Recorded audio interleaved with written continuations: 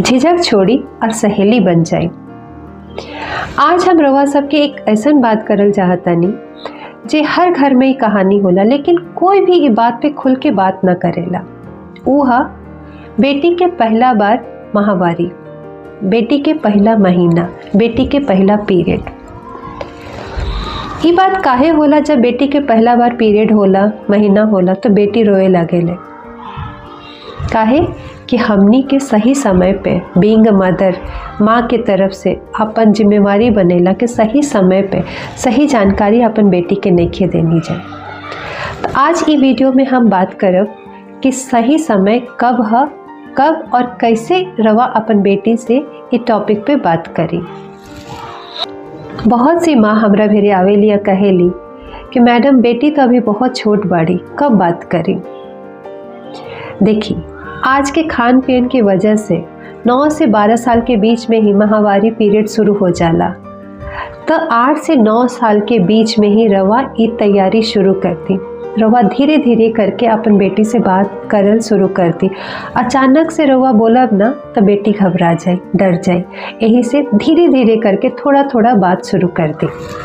अब बात आवता कि बात शुरू कैसे कर जाए। तो देखी, बात के डरा करना, बहुत गर्व से कही कि बेटी अब तू जैसे जैसे बड़ा होता रू तहार शरीर बदलता। ये कोई बीमारी ना हा, ये एक बहुत गर्व की बात था।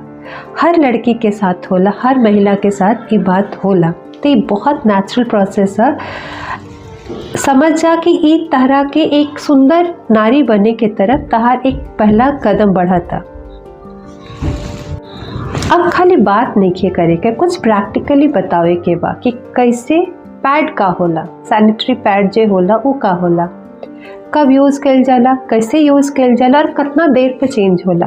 तो सबसे पहले सैनिटरी पैड आज के टाइम में मार्केट में बहुत सारा बा, कोई सा भी रवा यूज़ कर सकता नहीं। ओकरा बाद आजकल के टाइम में पीरियड्स पैंटी भी आ गई बा, वो भी यूज़ कर सकता नहीं। ओकरा बाद पैड जे बा हमेशा 4 से 6 घंटा के बीच में चेंज हो जाए के चाहिए। अब पैड यूज़ कैसे करे के बा? तो रवा अपन बेटी के माई है, माई के नाते रवा बताई कि पैड के कैसे रखल जाला, कैसे सेट कइल जाला, कैसे यूज़ कइल जाला। ओकरा बाद ये पैड के अब डिस्पोज फेंकल कैसे जाए। पैड के कभी भी खुला ना फेंकल जाला, पैड के हमेशा एक पेपर में लपेट के डस्टबिन में डालल जाला। और एक सबसे ज़रूरी बात, जब बच्चा स्कूल जाला तो ओकरा साथ में कभी भी हो सकता है घटना, ठीक बा।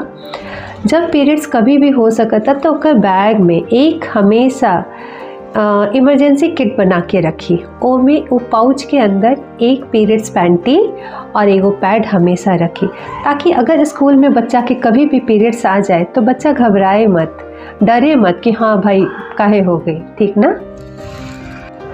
देखिए, अब ये बात तो हो गई। अब बात बा कि दर्द और सफाई, ये बात के सबसे ज़्यादा ध्यान रखे के चाहिए।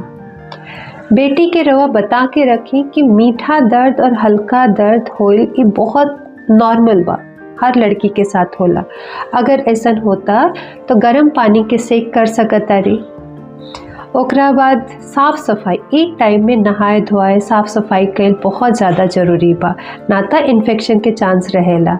और कभी भी गंदा या पुराना कपड़ा यूज़ करे के गलती ना करें, उससे भी इन्फेक्शन के खतरा बढ़ेला। माँ होए के नाते ये राउर जिम्मेदारी बनता कि बेटी के बताई कि ये बात शर्म के ना, सेहत के बात था। जब रवा खुल के अपन बेटी से ये बात करब तो और बेटी भी रवा से खुल के अपन हर मुसीबत, हर मुश्किल रवा से बताई। अगर रवा सबके लागत है कि ये वीडियो बहुत इन्फॉर्मेटिव बा, जानकारी देवल बा, तो हर माँ और हर बच्चा बेटी के पास ये वीडियो जाए के चाहिए। हम उम्मीद करता नहीं कि रवा सब ज़्यादा से ज़्यादा ये वीडियो के शेयर करब, ताकि हर कोई ये वीडियो से लाभ उठा सके। Thank you.